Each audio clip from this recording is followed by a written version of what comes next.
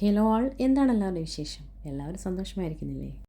പൊതുവേ വരാറുള്ള ഒരു സംശയമാണ്, നമ്മൾ അയക്കുന്ന പ്ലാൻസ് കസ്റ്റമേഴ്സിന് കിട്ടിക്കഴിഞ്ഞാൽ അതിൽ കാണുന്ന ഫ്ലവേഴ്സ് നോക്കിയിട്ട് ഇത് വളരെ ചെറുതാണല്ലോ, ഇതിങ്ങനെയല്ലല്ലോ നമ്മൾ വീഡിയോയിൽ കണ്ടത്, വലിയ ഫ്ലവറാണല്ലോ എന്നിങ്ങനെയൊക്കെ ചില സംശയങ്ങൾ അങ്ങനെ വരാറുണ്ട്.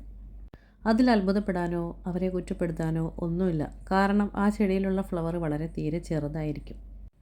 ഒന്ന് മാത്രം നമ്മൾ ചിന്തിക്കുക, നമ്മൾ മനുഷ്യർ ഒരു സ്ഥലത്ത് നിന്നും മറ്റൊരു സ്ഥലത്തേക്ക് താമസം മാറപ്പെടുമ്പോൾ ഉണ്ടാകുന്ന ചില ബുദ്ധിമുട്ടുകൾ, അതിനേക്കാൾ വലുതായിട്ട് തന്നെ സസ്യങ്ങൾ, അതായത് പ്രത്യേകിച്ചും ഈ ഫ്ലവറിങ് പ്ലാന്റ്സ്, അവർ ആ സ്ട്രെസ്സ് വല്ലാതെ അനുഭവിക്കുന്നുണ്ടാകാം.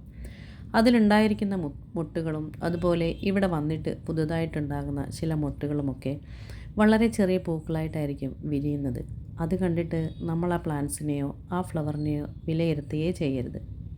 ഇത് നമ്മുടെ ഓൺ റൂട്ടഡ് ബലൂൺ റോസുകളാണ്. അതിൽ മീഡിയം സൈസിലുള്ള ഫ്ലവേഴ്സാണ് സാധാരണയായി ഉണ്ടാകാറുള്ളത്. എന്നാൽ ഈ പ്ലാന്റ്സിൽ ഇപ്പോൾ കാണുന്ന ഫ്ലവേഴ്സൊക്കെ ചെറിയ ബട്ടൺ റോസുകൾ പോലെയാണ് കാണപ്പെടുന്നത്.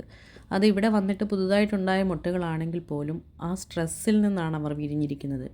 ഇനി ഇത് കട്ട് ചെയ്ത് അതല്ലെങ്കിൽ ഇത് റീപ്പോർട്ട് ചെയ്ത് പുതിയ മുളകളെല്ലാം വന്ന് അതിൽ വിരിയുന്ന മുട്ടുകളൊക്കെ അവരുടെ സ്വാഭാവികമായി വലിപ്പത്തിലും നിറത്തിലുമൊക്കെ തന്നെയായിരിക്കും ഉണ്ടാകുന്നത്. അതുകൊണ്ട് നമ്മളത് മനസ്സിലാക്കുക.